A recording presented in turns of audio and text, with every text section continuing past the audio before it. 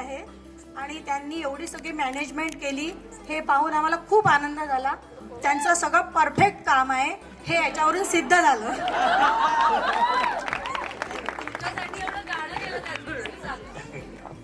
खूप सुंदर अरेंजमेंट केली त्यांनी, सर्व दोघांनीच पाहिला. आम्ही तर खेड्यात राहतो त्याच्यामुळे आम्हाला काहीही माहीत नाही आहे आणि खूप सुंदर आणि जवळबद्दल काही बोलायचं कामच नाही आहे. खूप माझी पोरगी समजूतदार म्हणजे माझी पोरगी खूप गरम दिमागाची आहे. तरी ते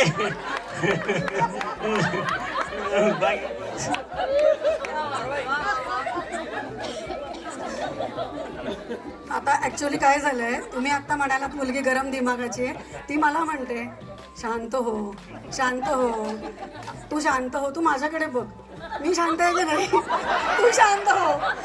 आई शपथ काय साक्षी आहे, खरं होतं का? नाही नाही, पण मी सांगते ना तिला, मी विठू माऊलीपासून ओळखते, मी तिला एकदाही चिडताना रागवताना पाहिलेलं नाहीये, मी अथर्वला पाहिलं. त्याच्यामुळे खूप गोड मुलगी आहे.